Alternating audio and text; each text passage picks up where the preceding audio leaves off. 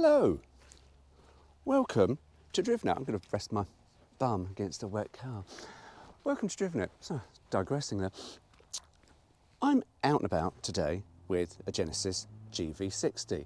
Now, you might be going, what the hell is a Genesis? I'll narrow it down quite quickly. Imagine VW Audi. Well, here you've got Hyundai Genesis. So Genesis is the posh brand of Hyundai, a bit like Audi is to Volkswagen. Now, already you get comments about Genesis because this car starts at £53,300. This one here with options is £61,005. And you have people comment going, I wouldn't pay that much for a Hyundai or a Genesis. And to be honest with you, if you're not this car's clientele. But I can tell you, Hyundai have really upped their game. And they've upped their game, and now they've got this premium brand in the UK that's been available in America for a number of years before it came to us. Cool. Anyway, so we're out in the Genesis GV60. And to be honest, yes, I was going back to a Hyundai, wasn't it? So people go, oh, I won't pay that for a Hyundai. But Hyundai are not the cheap cars. Genesis, the other brand, are not cheap cars anymore. They're not the dog end of motoring. They are quite high up, quite premium, and they've got really nice soft touch everywhere. One thing I did find in the spec sheets of this, was it grey over cream, what I thought was leather. I know, right? They're very good at this now. I thought, oh wow, that's quite nice. No, it's plastic. Option of a leather. You go, oh, they just give us plastic upholstery. And you sort of go, give us velour. We like a bit of velour. Anyway, it's digressing. And so, yeah, so people saying, I'm not paying that for Hyundai. But then you sort of go, well, look at Skoda and Audi. If you want to compare two cars, here we go. Say you've got an Audi for £60,000 and you've got the Skoda, which, to be honest with you, pretty much the same one underneath it. It's all platform shared, considerably less. So you're going to pay lots of money for an Audi over the Skoda, which gives you almost exactly the same car. Thereabouts. I know that's really stretching it a bit far, but that is what all this product placement, product sharing and platform sharing is all about these days. Anyway, digress. Come to this to about the Genesis GV60. So let me give you a run round. Now, if we take the front, it has got Genesis 2-bar headlights, which they are quite famous for. All of their range have it. However, because this is an all EV, it doesn't have the sort of normal grille sort of around about here. It's got this big grille at the bottom. So it's got a very, very different front to the rest of the range. Now, how that's going to pan out with the rest of the design of products and what's coming in the future, we don't know. But so this looks very, very, very different. Ignore that SUV bit there on the license plate. And I'll tell you why I don't agree with that. I mean, the license plate's quite good, GV60, because it's GV60. SUV, it's not. And I'm going to run around here and show you the shape. Now, I don't mind the shape. I quite like it in today's market when you've got cars that are designed so aggressively that, to be honest with you, it's become quite the standard to have aggressive cars, and it's quite annoying. However, this car, it's got quite a nice little shape to it. It does remind me, if I'm honest with you, of a Peugeot 206. I like the Peugeot 206. A friend of mine said, oh, the Peugeot 206 when it came out looked like a jacket potato. I happen to like jacket potatoes. Just basic melted cheese. That's why, I fancy that for lunch now. Oh, I really want jacket potato. Anyway, sorry, I digress. So anyway, it's not an SUV. That shape there, that is, to me, is a hatchback. And it is a 5-door hatchback. However, if people said, oh, it's a 5-door hatchback, people go, oh, I want an SUV, because everyone wants a bloody SUV. However, the design is quite nice, apart from this bit at the bottom of the door.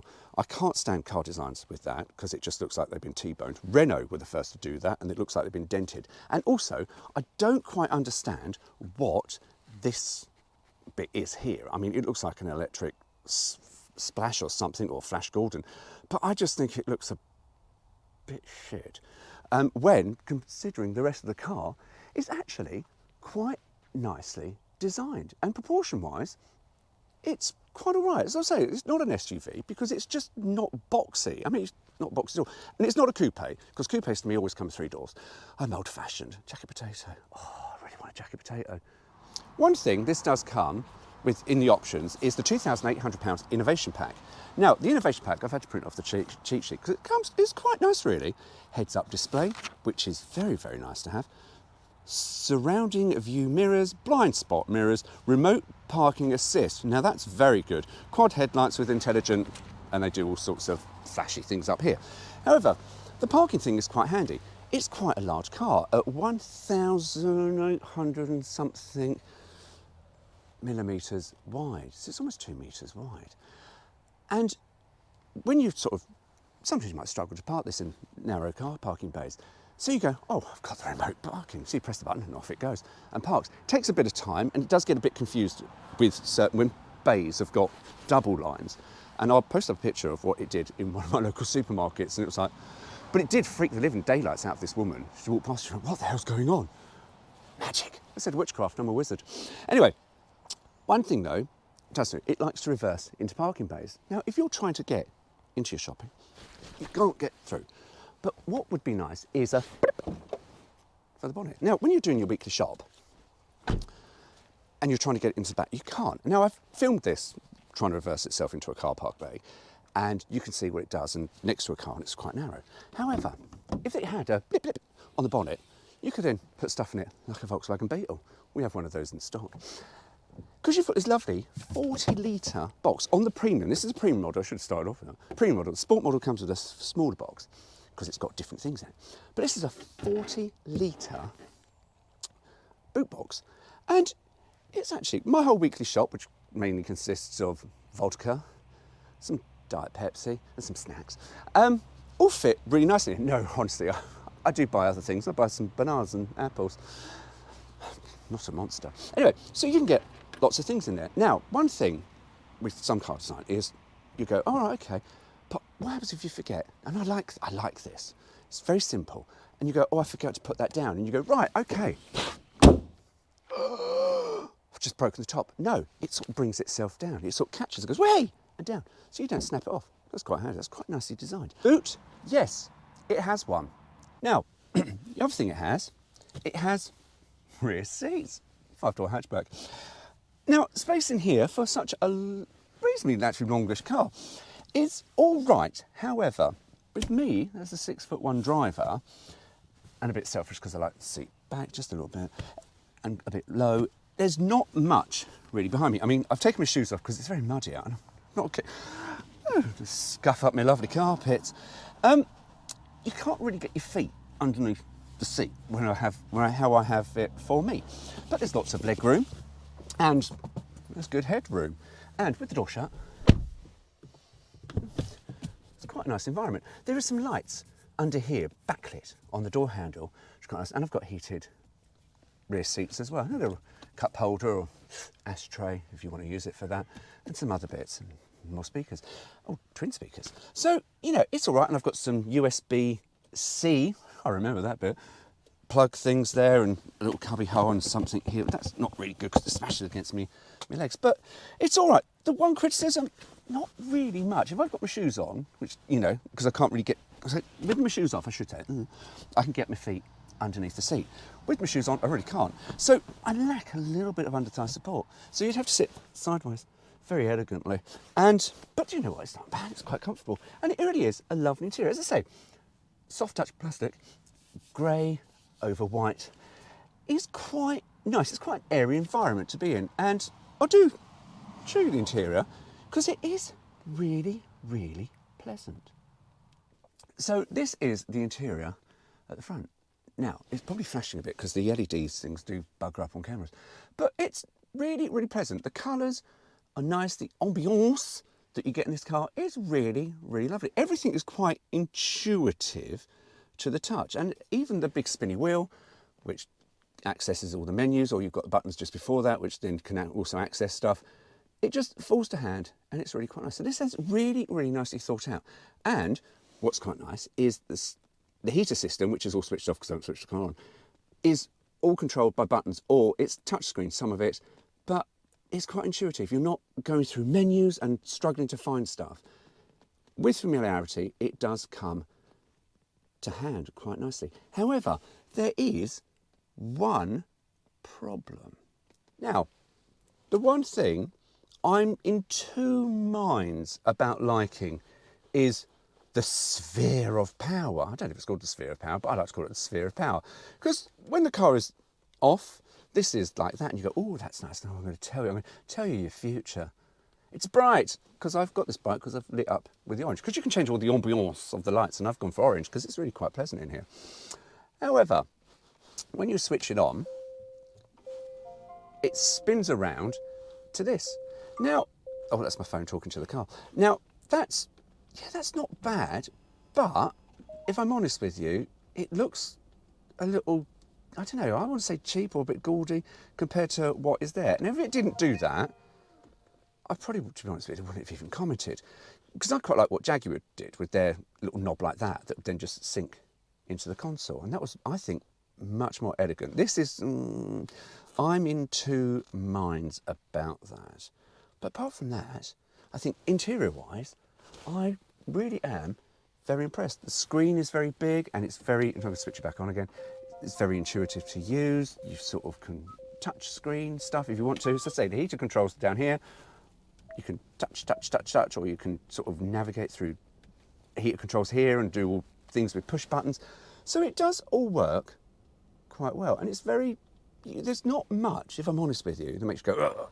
However, there are some good things. I know, right? Good things, bad things. Every car has good things, every car has bad things. Now, one thing that a lot of motoring journalists moan about is lane keep assist, because it is infuriating. And some cars, you have to go through different menus to switch it off.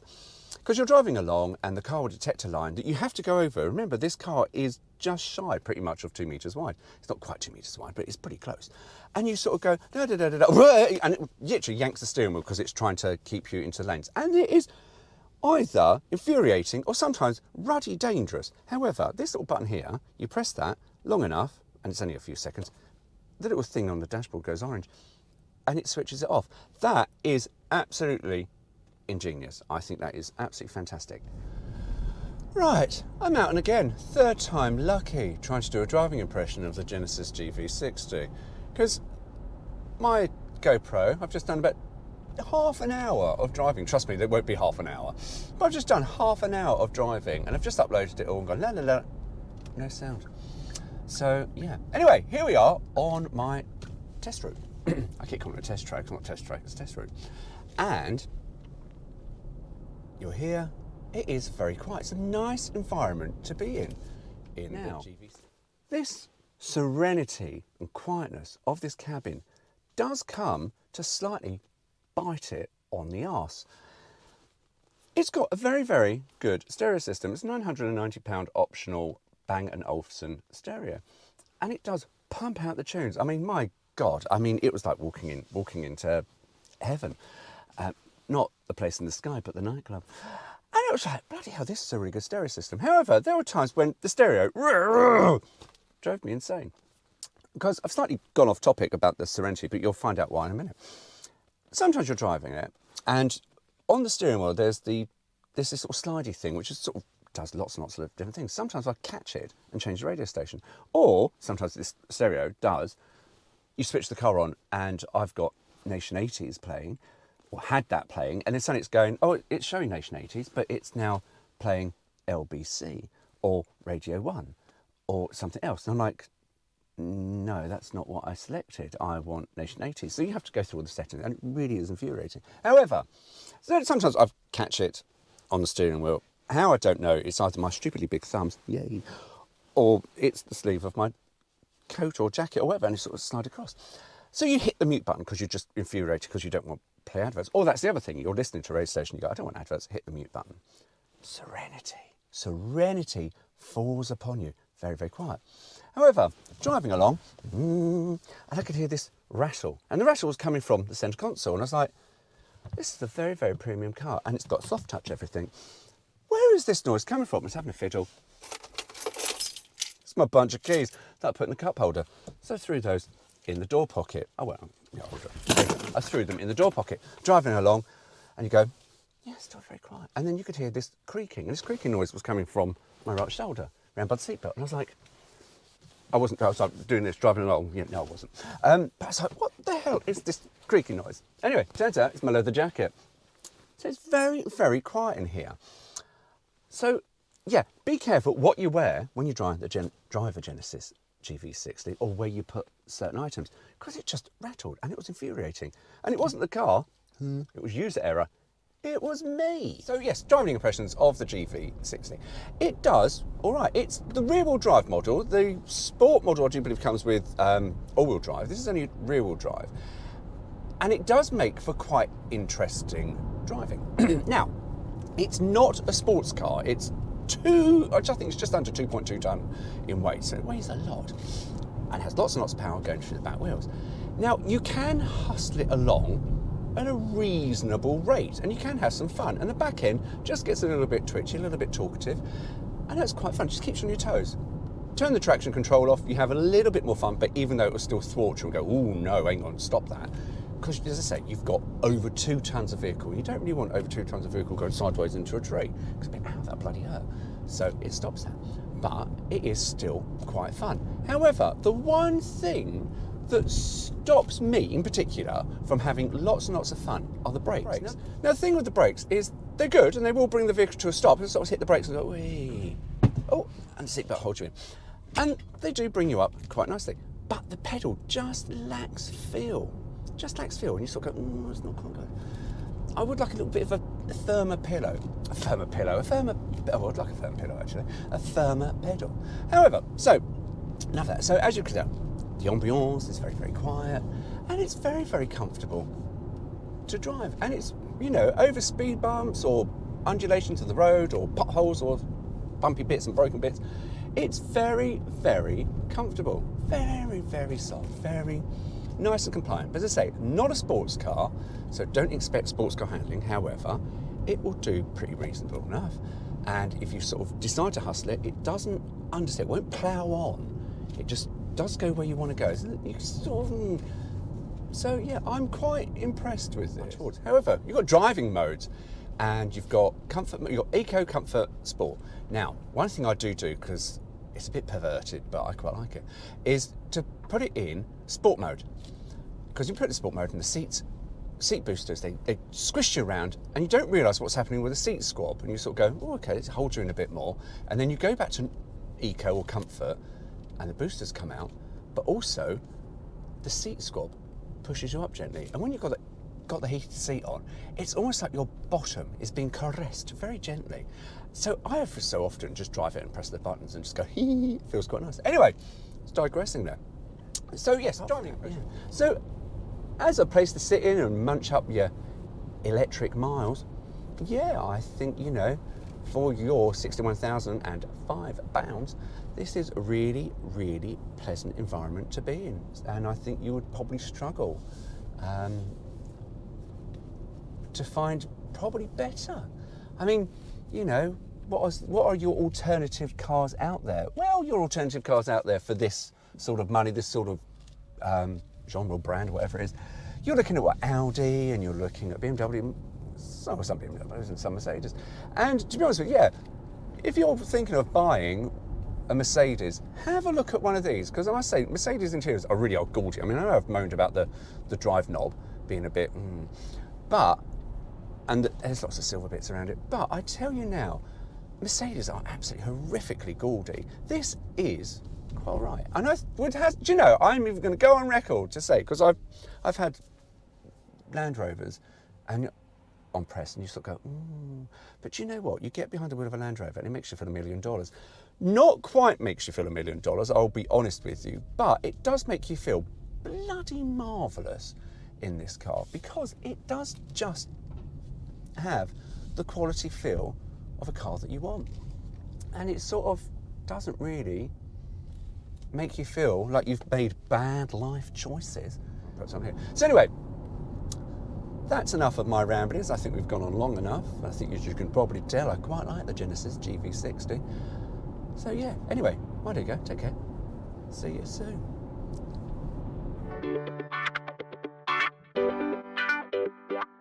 I've just found a banana.